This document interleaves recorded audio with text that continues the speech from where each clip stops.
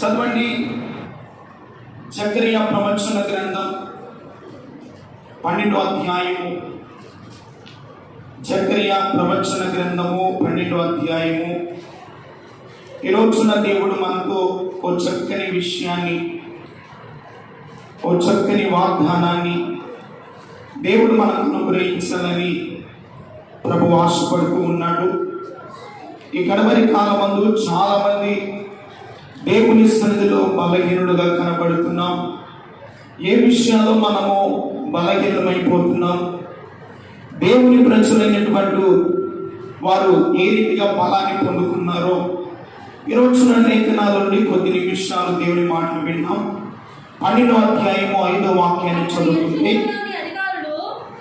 అప్పుడు యెరూషలేములోని అధికారులు, యెరూషలేములోని నివాసులు తమ దేవుడైన యెహోవాను నమ్ముకొనుట వలన మాకు బలము కలుగుచున్నదని తమ హృదయమందు చెప్పుకొందురు. దేవుని స్తోత్రం చెప్పండి. హల్లెలూయా.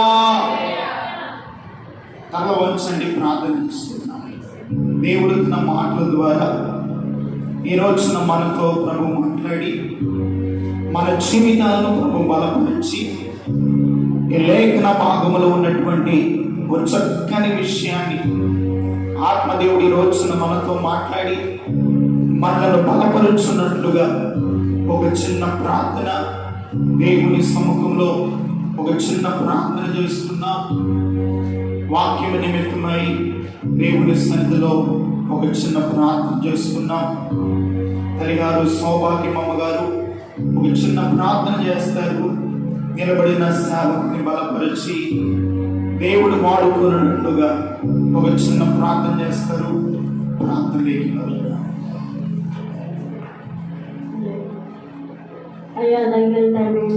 హల్లెలూయా. చాలా జాగ్రత్తగా దేవుని మాటలు మనం ఆలకిద్దాం. దయచేసి మీ మనస్సు, మీ ఆలోచన కూడా దేవుని వాక్యం మీద ఉంచి చాలా జాగ్రత్తగా దేవుని మాటలు ఆలకించవలసిందిగా ప్రేమతో మనం చేస్తున్నాం. మనం చదువుకున్నటువంటి లేఖన భాగంలో యెరూషలేము నివాసులు అంటున్నారు, తమ దేవుడైన యెహోవాను నమ్ముకున్నట్టు వలన మాకు బలము కలుగుచున్నదని తమ హృదయములో చెప్పుకుంటున్నారు. దేవుని స్తోత్రం కలుగును గాక. ఈ యెరూషలేము నివాసులు దేవుని నమ్ముకునటం వలన వారికి ఏం కలుగుతుందంట? బలము కలుగుతుంది.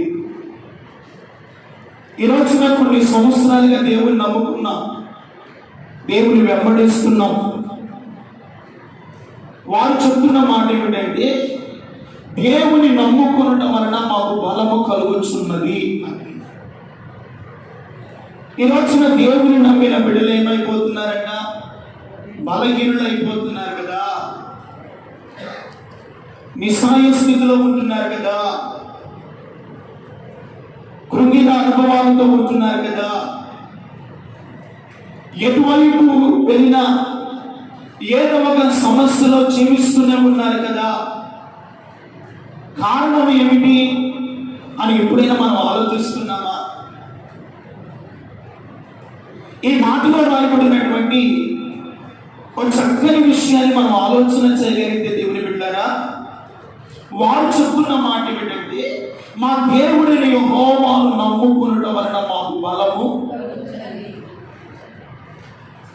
ఈ రోజున దేవుని నమ్ముకునడం వల్ల వారికి బలము కలుగుతుందంట. ఈ రోజున మనము దేవుని నమ్ముకొని కూడా బలము లేని స్థితిలో ఉన్నాం, శక్తి లేని స్థితిలో ఉన్నాం, దేవుని కార్యాలు అనుభవించలేని స్థితిలో ఉంటున్నాం. కారణం ఏమిటి అని ఆలోచన చేస్తే, ఈ రోజున దేవుడు మనతో మాట్లాడడానికి ప్రభు ఇష్టపడుతూ ఉన్నాడు. దేవునికి ఒకసారి స్తోత్రం చెప్పండి. హల్లెలూయా. ఈ రోజున మన జీవితాల్లో దేవుని నమ్ముకొని మనలో ఉన్నటువంటి బలము తగ్గిపోవడానికి గల కారణం ఏమిటో తెలుసా? భక్తుడైన దావీదు అంటాడు 31వ కీర్తన 10వ వాక్యాన్ని చదువుకుంటే, నా బ్రతుకు దుఃఖముతో వెళ్ళబుచ్చుచున్నాను, నిట్టూర్పును విడుచుటతో నా ఏళ్ళు గతించుచున్నది. నా దోషమును బట్టి నా బలము తగ్గిపోవచ్చున్నది. చాలు. ఏమంటున్నాడు? నా బ్రతుకు దుఃఖముతో వెళ్ళబుచ్చుచున్నాను, నా ఏళ్ళు గతించుచున్నవి. ఈయన సామాన్యమైన వ్యక్తి కాదు, ఒక రాజు, ఒక చక్రవర్తి, ఒక రాష్ట్రాన్ని పరిపాలన చేసే నాయకుడు. ఇతను బ్రతుకు ఎలా ఉంది అంటే, నా బ్రతుకు దుఃఖముతోను, కన్నీళ్లతోను, శ్రమతోను నేను గతించిపోతున్నాను. కారణం ఏమిటంటే, నా దోషమును బట్టి నా బలము తగ్గిపోవచ్చున్నది అంటున్నాడు. ఈ రోజున మనలో ఉన్నటువంటి బలము తగ్గిపోవడానికి గల కారణం, వారు దేవుని నమ్ముకునడం వలన వారు బలము పొందుకున్నాము అని వారు హృదయాల్లో చెప్పుకుంటున్నారు. ఈ రోజున దేవుని నమ్మిన మనము బలహీనమైపోతున్నాం. కారణం ఏమిటో తెలుసా? ఒకటి, మన దోషమును బట్టి మనలో ఉన్న బలం ఏమైపోతుందంట? తగ్గిపోవచ్చున్నది. ఏది దేవునికి ఇష్టము లేని జీవితమో, ఏది దేవునికి ఇష్టము లేని ప్రవర్తనో, దేవునికి ఆయాస్కరమైన మార్గం ఏమిటో, మనలో ఉన్నటువంటి అపరాధాలు ఏమిటో, మనలో ఉన్నటువంటి దోషము ఏమిటో, దాని వలన మన బలము తగ్గిపోవచ్చున్నది.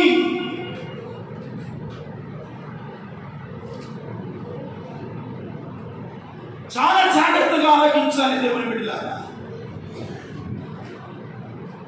ఈరోజు నా దేవుని సన్నిధికి వచ్చావు, దేవుడు నీతో మాట్లాడబోతున్నాడు. ఒకవేళ ఇంకా మనలో దోషమును బట్టేమో, మన అపరాధములను బట్టేమో మనలో ఉన్నటువంటి బలం ఏమైపోతుందంట? తగ్గిపోవచ్చు. ఈరోజున లోకంలో ఎన్నో బలహీనతలన్నీ, ఎన్నో శ్రమలన్నీ, ఎన్నో పరిస్థితుల మధ్య మనం ప్రయాణం చేస్తూ ఉన్నాం. కాబట్టి దేవుని బిడ్డలారా, మనం ఆలోచించాలి. దావీదు అంటున్న మాట ఏమిటంటే, నా బ్రతుకును దుఃఖముతో నేను వెళ్ళబుచ్చుచున్నాను. ఈరోజున దేవుని మందిరానికి వస్తున్నాము కానీ, దేవుని మాటలు వింటున్నాం కానీ, మన బ్రతుకుని ఎలా గడుపుతున్నామంట? దుఃఖముతోనూ, బలహీనతతోనూ, శ్రమతోనూ, నిట్టూర్పులతోనూ మన ఏళ్ళు ఏమైపోతున్నాయి? గతించిపోతున్నాయి కదా. దేవుడు మనల్ని దుఃఖ స్థితిలో ఉంచడానికి, మనల్ని శ్రమను పెట్టడానికి, మనల్ని దుఃఖముతోను కన్నెలతో ఉంచడానికి కాదు కదా రక్షించింది. మనకు సంతోషము, సమాధానము, ఆరోగ్యము, ఆశీర్వాదం ఇవ్వాలనే కదా ఆయన మన కొరకు దీనుడిగా లోకానికి వచ్చాడు. అయితే మన బ్రతుకును దుఃఖముతో గడపడానికి గల కారణం ఏమిటో తెలుసా? ఇంకా దేవుని పరిపూర్ణముగా నమ్మలేని స్థితిలో ఉంటున్నాము, ఇంకా దేవుని మీద ఆధారపడలేని స్థితిలో ఉంటున్నాము. దేవుని బలం ఏమిటో, దేవుని యొక్క కార్యాలు ఏమిటో మనము నమ్మని స్థితిలో సందేహంతో బ్రతుకుతూ ఉన్నాము. దేవుని ప్రియమైన దేవుని సంగమా, ఒకవేళ నీ బలము తగ్గిపోవడానికి, నీలో ఉన్నటువంటి శక్తి లోపించడానికి, నీలో ఉన్నటువంటి అవిధేయత కారణమేమో, దేవుని కనపరచవలసిన స్థితిలో, దేవుని మహిమపరచవలసిన స్థితిలో, దేవుని మహిమపరచుకోవడాన్ని బట్టి ఒకవేళ బలహీనమైపోతున్నావేమో ఆలోచన చేయి.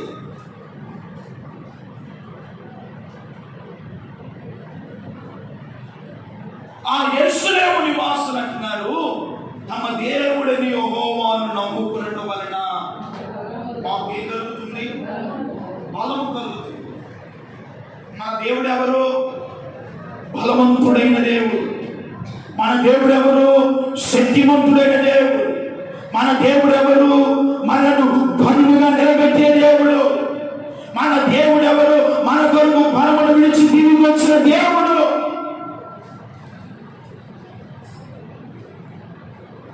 ఈరోజున మన బలము తగ్గిపోవడానికి గల కారణము, అక్కడ రాజు చక్రవర్తి అంటున్నాడు, నా దోషమును బట్టి నా యొక్క దోషాన్ని బట్టి నా బలము తగ్గిపోవచ్చున్నది. దేవుని బిడ్డ, ఒకవేళ దేవునికి ఇష్టం లేని జీవితం, దేవునికి ఆయాసకరమైన బ్రతుకు వలన మన బలహీనత, మన బలము తగ్గిపోతుందేమో. మనలో ఉన్నటువంటి అపరాధములను బట్టి, దోషములను బట్టి దేవుడు మన ఎడల చేయవలసిన కార్యాలు చేయలేకపోతున్నాడేమో.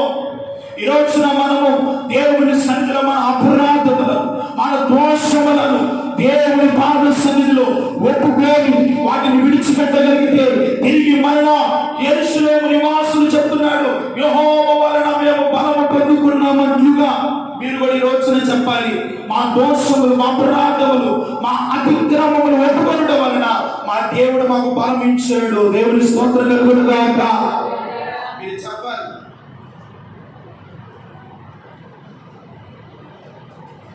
కొన్ని సందర్భాల్లో పాపము వలన బలహీనత వచ్చిందండి. కొన్ని సందర్భాల్లో దేవుడు పరీక్షించడం వలన బలహీనత వస్తుంది. కొన్ని సందర్భాల్లో నీ జీవితంలో ఒక గొప్ప కార్యం చేయడానికి ఒక బలహీనత వస్తుంది. కనుక ఈ రోజున నీలో బలము తగ్గిపోవడానికి గల కారణం, నీలో శక్తి లోపించడానికి గల కారణం, దేవుని మీద ఆధారపడకుండా ఉండడానికి గల కారణమును బట్టి మనలో ఉన్నటువంటి బలం ఏమైపోతుందంట? తగ్గిపోవచ్చు. దేవుడు ఈ రోజున బలము తగ్గిపోకుండా మరలా నువ్వు బలము పొందుకోవాలి అంటే, ఇదిగో దేవుని తట్టు మనం తిరగాలంటే, దేవుని స్తోత్రం చెప్పండి. దావీదు అలాగ ప్రార్థన చేస్తూ ఉన్నాడండి. ఎందుకు దావీదు అంతగా ప్రార్థన చేస్తున్నాడంటే, నా బ్రతుకును దుఃఖముతో నేను వెలబుచ్చుచున్నాను, నా ఏళ్ళు గతించుచున్నవి, నా దోషమును బట్టి నా బలము తగ్గిపోవచ్చున్నదని గ్రహించిన దావీదు దేవుని సన్నిధిలో ప్రార్థన చేస్తూ 86వ కీర్తనలో దేవుని సన్నిధిలో ప్రార్థన చేస్తున్నాడు. చదవండి, 86వ కీర్తన 15వ వాక్యాన్ని చదువుతున్నాం. ప్రభువా, నీవు దయాదాక్షిణ్యము గల దేవుడవు, నీవు దీర్ఘశాంతుడవు, కృపా సత్యములతో నిండిన వాడవు. ఇదిగో నా తట్టు తిరిగి నన్ను కరుణింపుము, నీ సేవకునికి బలము దయచేయము. హల్లెలూయా. ఏమంటున్నాడు? నా తట్టు తిరుగుము, నన్ను కరుణింపుము, నీ సేవకునికి బలము అనుగ్రహించుము, నీ సేవకురాలి కుమారుని రక్షించుము. దేవునికి స్తోత్రం కలుగును గాక. ఎప్పుడైతే దావీదులో బలము తగ్గిపోతుందో, తను చేసిన దోషమును బట్టి నిస్సహాయ స్థితిలోకి వెళ్ళిపోయాడు, మరలా దేవుని తట్టు తిరగడం ప్రారంభించాడు. దేవుని స్తోత్రం కలుగును గాక. నీ జీవితంలో బలము తగ్గిపోయిందంటే, నీలో శక్తి లోపించిందంటే, దేవుని కార్యాలు అనుభవించకుండా నీ జీవితము కన్యలతోను దుఃఖముతోను నీ ఏళ్ళు గడుచుచున్నట్లయితే నువ్వు అర్థం చేసుకోవాలి, ఏదో ఒక దోషము నాలో ఉన్నది, ఏదో ఒక పాపము నన్ను ఏలుబడి చేస్తుంది, ఏదో దేవునికి ఇష్టము లేని జీవితము నా బ్రతుకులో ఉండగలుగునే నా బలము తగ్గిపోతున్నది. తిరిగి రోజున మరలా దేవుని తట్టు నేను తిరగాలి. దేవుని స్తోత్రం కలుగును గాక. దావీదు అంటున్నాడు, నేను నా దేవుని తట్టు తిరిగినను, ఆయన నన్ను కరుణిస్తాడు, మరలా తన సేవకునికి బలము అనుగ్రహిస్తాడు. నమ్మాడు దావీదు, బలము అనుగ్రహిస్తాడని నమ్మి ఆయన తప్పు తిరిగాడు. ఈ లోకంలో నీకు బలం అనుగ్రహించేవాడు, ఈ లోకంలో నీకు ఆశీర్వాదం ఇచ్చేవాడు, నిన్ను నీ కుటుంబాన్ని కాపాడగలిగిన వాడు దేవుడు తప్ప మరొక దేవుడు ఎవరు కూడా లేరు.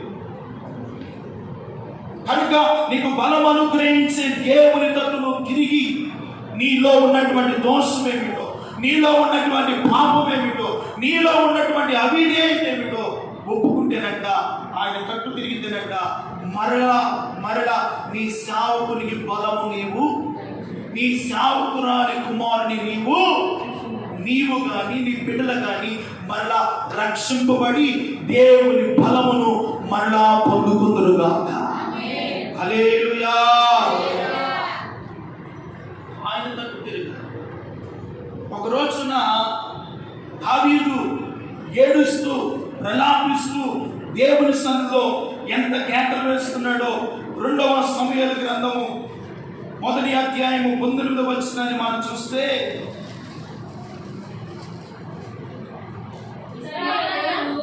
ఇశ్రాయేలు నీకు భూషణమగువారు ఉన్నతమైన స్థలముల మీద ఏమైపోయారంట? హతులై ఆహా బలాద్యులు పడిపోయి ఫిలిష్తీయుల కుమారులు సంతోషింపుకున్నట్లు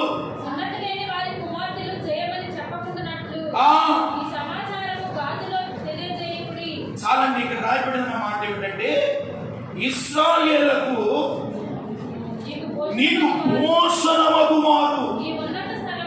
భూషణం అనగా ఆభరణము. భూషణం అనగా ఏమిటండి? ఆభరణము. మనం మెడకు పెట్టుకుంటాం కదా నక్లిస్, దాన్ని ఏమంటారు? ఆభరణ భూషణము. దావీదు ఇక్కడ ఏడుస్తూ ఉన్నాడు, ప్రలాపిస్తూ ఉన్నాడు, కన్నీళ్లు కారుస్తూ ఈ విలాప గీతము పాడుతూ ఉన్నాడు. ఇశ్రాయేలునకు భూషణమగువారు ఉన్నతమైన స్థలముల మీద హతులైరి. బలాద్యులు ఏమైపోయారంట? పడిపోయి. ఎవరు ఈ బలాద్యులు? ఎవరు ఈ భూషణముగా ఉన్నవారంటే, రాజు అయినటువంటి సౌలు కుమారుడైనటువంటి యోనాతాను. దేవుని స్తోత్రం కలుగునుగాక. ఎవరంట? సౌలు కుమారుడైన యోనాతాను. వారు ఎటువంటి వారు? ఇశ్రాయేలు వారికి భూషణము లాంటి వారు, ఆభరణము లాంటి వారు. వారు ఏమైపోయారంట? హతులైపోయారు, బలాద్యులు పడిపోయారు. ఫిలిష్తీయుల చేతిలో వారు చనిపోయారు. వారిని బట్టి దావీదు ఏం చేస్తున్నాడంట? దుఃఖపడుతున్నాడు, బాధపడుతున్నాడు. రాజు అయినటువంటి సౌలు చనిపోవడానికి గల కారణము, సౌలు రాజులో కూడా దోషం ఉంది, అవిధేయత ఉంది. ఇదిగో శత్రువులైనటువంటి హమాలీకులను నీ నిర్మూలముగా నాశనం చేయాలి అని దేవుడు సమూయేలు ప్రవక్త ద్వారా చెప్తే, ప్రియమైన వాళ్ళరా, బలహీనమైన వాటన్నిటినీ హతమార్చి బలము గల వాటినన్నిటినీ తన రాజకోటలో దాచిపెట్టుకున్నాడు. ఎవరో? రాజైన సౌలు. అంటే ఇప్పుడు దోషాన్ని ఏం చేసుకున్నాడు? దాచిపెట్టుకున్నాడు, పాపాన్ని కప్పెట్టుకున్నాడు. ఆకాశమందుని దేవుడు చూస్తాడంట. దేవుని స్తోత్రం కలుగునుగాక. దేవుని బిడ్డలారా, ఈ రోజున నీ బలము తగ్గిపోవటానికి, ఇదిగో ఇశ్రాయేలుకు భూషణము లాంటి సౌలు యోనాతాను మరణించడానికి, వారు బలాద్యులు, యుద్ధ నేర్పరి కలిగిన వారు కూలిపోవడానికి కారణము వారి దోషము వలన వారు ఏమైపోయారంట? కూలిపోయారు, హతులయ్యారు. ఈ రోజున నువ్వు హతమార్చడం దేవుని ఉద్దేశము కాదు, నీ కుటుంబము కూలిపోవడం దేవుని ఉద్దేశము కాదు, నీ కుటుంబము నాశనం అవడం దేవుని ఉద్దేశము కాదు, మీరు మునిగిపోవడం దేవుని ఉద్దేశము కాదు, మీరు బలహీనమవడం దేవుని ఉద్దేశము కాదు. ఒకవేళ మనలో ఉన్నటువంటి దోషాన్ని బట్టేమో మనము బలహీనమవుతున్నామేమో అని గ్రహించి మనలో ఉన్నటువంటి దోషాన్ని దేవుని పాదసన్నిధిలో ఒప్పుకొని ఆయన తట్టు మనం తిరిగితే, ఇదిగో దావీదులైనటువంటి అతని సేవకునికి బలం అనుగ్రహించిన దేవుడు మీకు బలం అనుగ్రహించును గాక. హల్లెలూయా. వారు భూషణం ఆభరణము లాంటి వారు.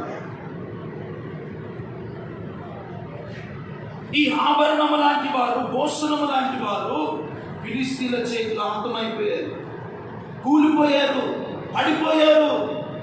వారిని బట్టి దావీదు ఏం చేస్తాడంట, అయ్యో బలాఢ్యులు కూలిపోయారు, ఇశ్రాయేలులకు భూషణము లాంటి వారు హతులయ్యారు అని దావీదు ఏడుస్తూ కన్నీరు కారుస్తూ ఉన్నాడు. ఈరోజున దేవుని సన్నిధిలోకి వచ్చిన దేవుని బిడ్డ, నీ జీవితంలో ఒకప్పుడు ఎంత బలముగా ఉన్నావు, ఎంతగా దేవుని మీద ఆనుకున్నావు, ఎంత ప్రార్థన చేసేదానివి, ఎంతగా దేవుని ఆరాధించే వ్యక్తివి, ఎంతగా దేవుని వాక్యాన్ని ధ్యానించి వాక్యానుసారంగా నడిచే వ్యక్తివి. ఈరోజున ఇదిగో శత్రువు అయిన సాతాను చేతిలో ఓడిపోతున్నావు, పడిపోతున్నావు, కూలిపోతున్నావు, నాశనకరమైనటువంటి పరిస్థితుల్లో మనం దిగజారిపోతున్నాం. అంటే మనలో ఏమి లేదు, బలము లేదు, ప్రార్థన అనే బలము లేదు, విశ్వాసం అనే బలము లేదు, దేవుని ఆరాధించే బలము లేదు, దేవుని మీద ఆధారపడే బలము లేదు. కారణం ఏమిటంటే అపవాది మనము బలహీనపరుస్తూ ఉన్నాడు. ఏం చేస్తున్నాడు వాడు? బలహీనపరుస్తూ ఉన్నాడు. నువ్వు బలహీనమైతే నువ్వు ప్రార్థన చేయలేవు, నువ్వు బలహీనమైతే విశ్వాసంలో ఉండలేవు, నువ్వు బలహీనమైతే దేవుని ఆరాధించలేవని వాడు మొదటిగా మనలను దేని మీద దెబ్బ కొడుతున్నాడంటే మన బలహీనత మీద దెబ్బ కొడుతున్నాడు. ఆలోచించాలి. కనుక వాడు మన బలహీనత ఏమిటో ఎరిగి ఆ బలహీనత మీద దెబ్బ కొడుతున్నాడు. కనుకనే మనము ఏమైపోతున్నామంట, ఆత్మీయ జీవితంలో కూలిపోతున్నాం, పడిపోతున్నాం. ఎంత వైరాగ్యము, ఎంత విశ్వాసములో, ఎంత బలముగా ఉండవలసిన నీవు బలహీనమైపోతున్నావు దినదినము. దావీదు అంటున్నాడు కదా, నా ఏళ్ళు నిట్టూర్పులతో గతించిపోతున్నవి, దుఃఖముతో నా జీవితాన్ని ఎలబుచ్చుచున్నాను. ఈరోజున నీ కుటుంబంలో దుఃఖానికి కారణం, ఈరోజున నీ కుటుంబంలో శ్రమకు కారణం, ఈరోజున నీ కుటుంబంలో అనేకమైన పరిస్థితులకు కారణమేమిటో నువ్వు తెలుసుకొని గ్రహించి దేవుని పాదాలు పట్టుకొని ఆయన తట్టు తిరగగలిగితే మరలా దేవుడు నీకు ఆయన సన్నిధిలో ఉన్నటువంటి ఆయన బలమును అనుగ్రహించడానికి ప్రభు సంసిద్ధముగా ఉన్నాడు. దేవుని స్తోత్రం కలుగును గాక. హల్లెలూయా. కాబట్టి దేవుని బిడ్డలారా, మనము బలహీనులు కావు, మన విశ్వాసము బలహీనమైపోదు. మన ప్రార్థన ఎప్పుడైతే ప్రార్థన మన జీవితాల్లో లోపిస్తుందో అప్పుడు సాతానుడు మన శరీరం మీద ఏం చేస్తాడు, వాడు దాడి చేస్తాడు, బలహీనపరుస్తాడు, కృంగదీస్తాడు, నిస్సాయ స్థితిలో పడవేస్తాడు. ఇక నీవు లేవలేని స్థితిలో వాడు మార్చుతాడు. వాడికి అవకాశం ఇవ్వకుండా ఉండాలి. అంటే ఇదిగో ఎక్కడ నీవు బలహీనపరచబడ్డావో, ఎక్కడ కృంగిపోయి ఉన్నావో, ఎక్కడ విశ్వాసంలో చనిపోయి ఉన్నావో, మరలా ఆ విశ్వాసాన్ని, ఆ ప్రార్థన, ఆ కృపను పొందుకొని మరలా దేవుని బలము పొందుకొని ఆయన తట్టు తిరిగే కృప దేవుడు మనకిచ్చును గాక. నమ్మిన వారు చప్పట్లు కొట్టు దేవునికి మహిమ కలుగును గాక. హల్లెలూయా. ఆయన తట్టు తిరిగండి. మనుషులు తట్టు తిరిగినంత కాలము ఏమి కలుగుతుంది? దేవుని బిడ్డ, నీవు తిరగవలసింది దేవుని తట్టు. ఆయన పాదాల వైపు తిరుగు, ఆయన సన్నిధిలో ఆయన వైపు తిరుగు. తన సేవకుని బలం అనుగ్రహించినట్లుగా తన సేవకురాలు కుమారులను కుమార్తెలను ఏం చేస్తాడంట? రక్షించినట్లుగా అప్పుడు నీవు నీ వారిని దేవుడు సమృద్ధి అయిన కాపుదలతో కాపాడుతాడు. దేవుడు స్తోత్రం కలుగును గాక. హల్లెలూయా. అందుకని సియోను నివాసులు అంటాడు, తమ దేవుడిని యెహోవాను నమ్ముట వలన మాకు బలము కలుగుచున్నది. మనము లోకములో ఉన్న వాటిని నమ్ముతాము కానీ దేవుని శక్తి మీద ఏం చేయము, నమ్మకం వచ్చేది. దేవుని మీద ఆధారపడలేదు. మన నమ్మకం ఎలాంటిదంటే, చాలా జాగ్రత్తగా వినండి. మన నమ్మకం ఎలాంటిదంటే, మనకున్నటువంటి బలహీనత సమయంలో దేవుని దగ్గరికి వెళ్ళి దేవుని సన్నిధిలో ప్రార్థన చేసుకుంటే నాలో ఉన్నటువంటి బలహీనత బాగు చేస్తాడన్న ఆ నమ్మకం లేకుండా ఇదిగో ఆ దర్గా దగ్గరకో వెళితే అక్కడ ఒక రాయి తీస్తే అది కట్టుకుంటే నాలో ఉన్నటువంటి బలహీనత చెప్పండి పోతుంది. అంటే తాయింతు మీద ఉన్నటువంటి నమ్మకము నువ్వు ఆరాధిస్తున్న దేవుని మీద లేదు కదా, అంతే కదా నీ నమ్మకం. ఇప్పుడు ఎక్కడో వాడు దర్గా దగ్గరికి వెళ్ళి ఏదో చేసుకొని వాడు ఏదో నవతారమో ఏదో ఇచ్చి నీ మెడ కట్టుకున్నంత మాత్రాన ఆ తాడేమో నిన్ను బాగు చేస్తుందండి. నిన్ను బాగు చేయడానికి, నిన్ను స్వస్థపరచడానికి, నిన్ను విడిపించడానికి, నిన్ను బలవంతుడుగా శక్తిమంతుడుగా నిలబెట్టడానికే ఆ బలమైన దేవుడిని కొరకు కల్వారి శిలువలో బలహీనుడుగా మార్చబడ్డాడు. ఏమైపోయాడు ఆయన? బలహీనుడుగా మార్చబడి తన బలం ఇవ్వాలనే కదా, తన శక్తి అంత దారబోసు దేనికి? నిన్ను తన ఎదుట బలవంతుడుగా నిలబెట్టాలని, ఒక బలవంతురాలుగా నిలబెట్టాలని, ఆయనతో యుగ యుగాలు నిలిచి ఉండాలనే కదా. నీవు దేవుని మీద నమ్మకం ఉంచకుండా ఈ లోకం మీదనో లోక సంబంధమైన ఆచారాల మీదనో నీవు నమ్మకం పెట్టుకున్నంత మాత్రాన నీలో ఉన్నటువంటి బలహీనత బాగు పడతో దేవుడు పెట్టారు. వారు దేవుని నమ్ముకోవడం వలన మాకేం కలుగుతుందన్నారు?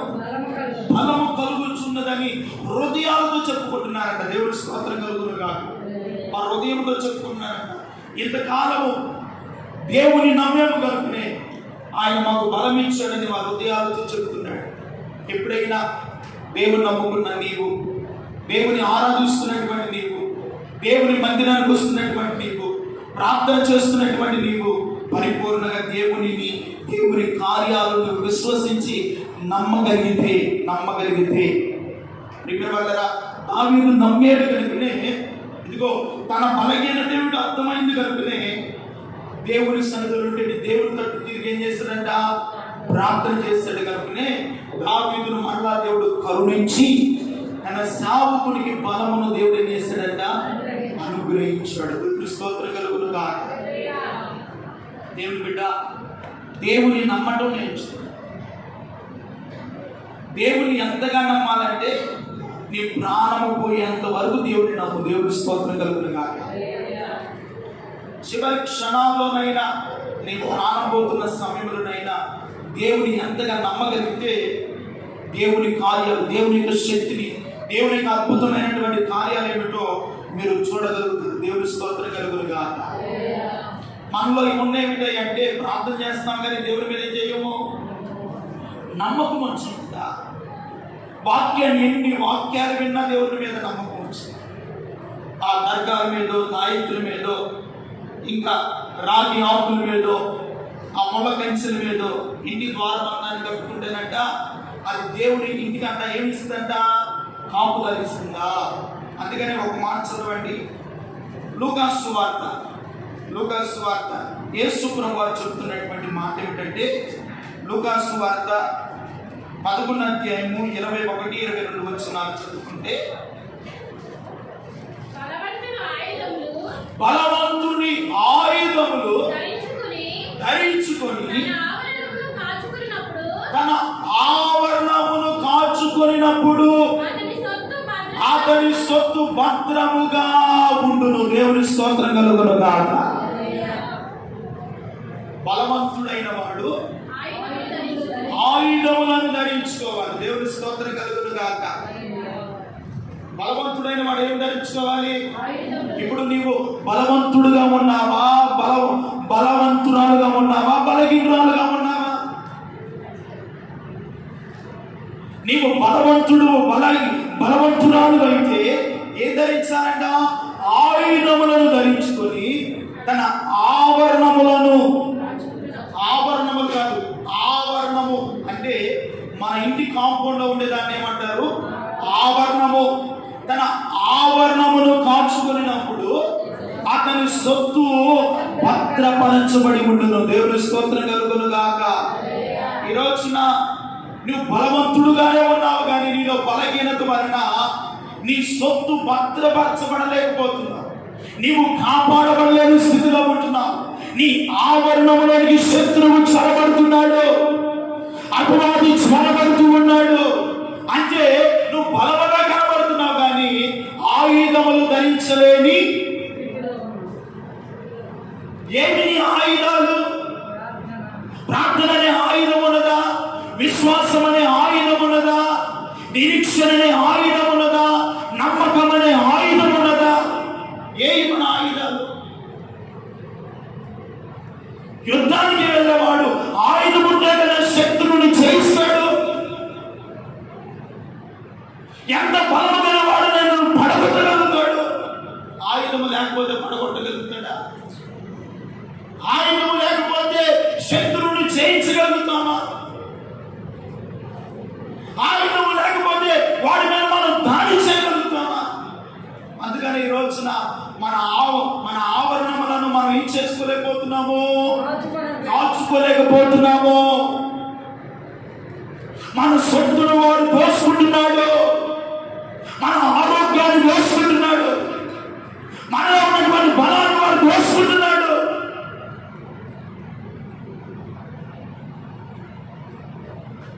ఈ రోజున దేవుడు నీతో చాలా తేటగా మాట్లాడుతున్నాడు. దేవుడు ఈ రోజున నీవు ఆయుధములను ధరించుకోలేకపోతున్నావు కనుకనే నీ ఆవరణములు, నీ ఇంటి వారు, నీ ఇల్లు క్షేమముగా కాపాడబడలేకపోతుంది. ఆ ఆయుధములు ఉంటే కదా ప్రతిరోజు ప్రార్థననే ఆయుధం, వాక్యం అనే ఆయుధము, విశ్వాసం అనే ఆయుధము, నమ్మకం అనే ఆయుధము, నిరీక్షణ అనే ఆయుధము, దేవుని మీద ఆధారపడే ఆయుధము. ఇవన్నిటి ద్వారా నీ ఆవరణములను నువ్వేం చేసుకోగలుగుతావు? క్షేమముగా కాపాడుకోగలుగుతావు. దేవుని స్తోత్రం కలుగును గాక. నీ ఇంటి వారిని కాపాడుకోగలుగుతావు, నీ బిడ్డలను కాపాడుకోగలుగుతావు, నీ భార్యను, నీ భర్తను కాపాడుకోగలుగుతావు. ఉగ్రత దినమున, శ్రమ దినమున, అపవాది దినమున నీ ఇంటి వారు భద్రముగా కాపాడగలుగును గాక. హల్లెలూయా. కాపాడబడాలి. ఆయుధములు లేకపోతే శత్రువు చొరబడతాడంట. అందుకని చూడండి, యెషయా గ్రంథము 49వ అధ్యాయం, 49వ అధ్యాయం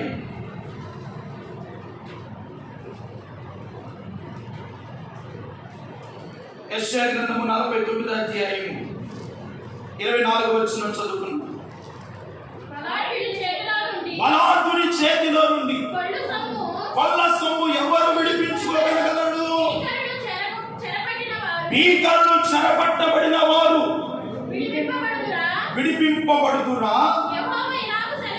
యెహోవా ఇలాగు సెలవిచ్చుచున్నాడు. బలాఢ్యులు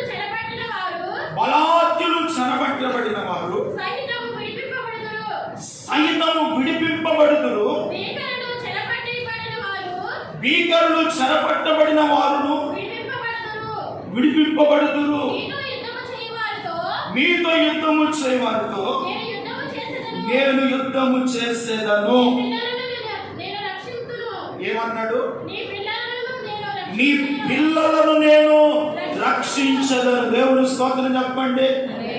హల్లెలూయా. ఇదిగో బలాఢ్యుని చేతిలో నుండి కొల్ల సొమ్ము ఎవరు తీసుకొనగలడు? నీకు బలాఢ్యుడుగా ఉంటేనంట నీకున్నటువంటి సొమ్ము ఎవడు కూడా తీసుకోలేడు, దోసుకోలేడు. ఎందుకంటే నీవు బలాఢ్యుడు, బలవంతుడు కనుక ప్రియమైన బంగారా నీ కొల్ల సొమ్ము ఎవడు కూడా తీసుకోలేడు. ఒకవేళ మనము బలహీనమైతే, మనము శక్తి లేని వారమైతే, మనము యుద్ధ ఆయుధములు లేని వారమైతే మన కొల్ల సొమ్ము ఏం చేస్తాడు? శత్రువు దోసుకుంటాడు కదా, వాడు లాక్కుంటాడు కదా. మనలో ఉన్నటువంటి ఆశీర్వాదాన్ని, మనలో ఉన్నటువంటి దీవెన, మన కుటుంబంలో ఉన్నటువంటి క్షేమము వాడు ఏం చేస్తాడంట? దోసుకుంటాడు కదా. అందుకనే బలాఢ్యుని చేతిలో నుండి కొల్ల సొమ్ము ఎవడు తీసుకొనగలడు? వాని చేతిలోని ఎవడు విడిపించుకొనగలడు? ఆలోచన చేయ దేవుడు.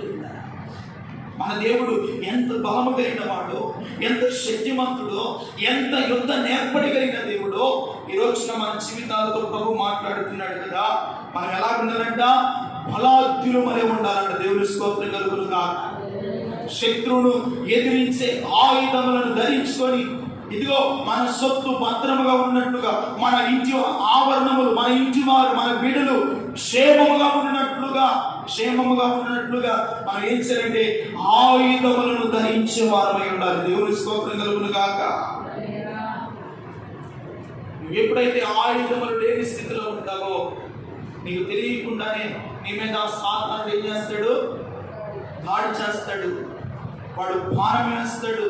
వాడు ఎటువంటి బాణమైన వేగిరిన వాడు శక్తిమంతుడు. కానీ వాడి బాణమును విడిచివేగిరిన వాడు మాత్రమే మనం ఆరాధిస్తున్న దేవుడే ఆయన బలవంతుడైన దేవుడు.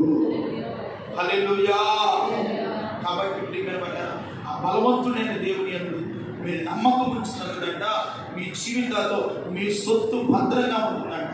మీరు ఆయుధములను ధరించుకున్నప్పుడంట మీ ఆవరణములను మీ ఇంటి వారిని కాపాడుకోగలుగుతారు. దేవుని స్తోత్రం కలుగునుగా.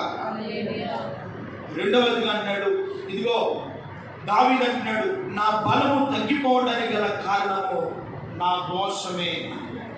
ఒకవేళ దేవుడికి ఆయాస్కరమైన దోషం, అపరాధము మనలో ఉండటం కారణాన్ని బట్టి మన బలం ఏమైపోతుందంట? తగ్గిపోతుంది. ఏ విషయాలు నువ్వు బలహీనుడు అయ్యావో, ఏ విషయాలు బలహీనరాలు అయ్యావో నువ్వు గ్రహించి పశ్చాత్తాపడి దేవుని పాదాలు సమర్పించగలిగితే, దావీదునకు తన సేవకునికి బలం అనుగ్రహించిన దేవుడు మరలా మనకేం అనుగ్రహిస్తాడైనా? తన బలమును అనుగ్రహిస్తాడు. దేవుని స్తోత్రం కలుగును గాక. తన సేవకురాలు కుమారుని ఏం చేస్తాడంట? రక్షించినట్లుగా నీ ఇంటి వారిని దేవుడు క్షేమముగా రక్షించును గాక. మూడవదిగా అంటున్నాడు కదా, ఇదో బలాతుని చేతిలో నుండి కొల్ల సొమ్ము ఎవడు తీసుకున్నాడు. నువ్వు బలాత్ముడుగా ఉంటే నీ సొమ్ము, నీ సొత్తు ఎప్పుడు ఏ శత్రువు కూడా ఇచ్చేలేడంట? తీసుకొనలేడు. వాడు దోచుకోలేడు.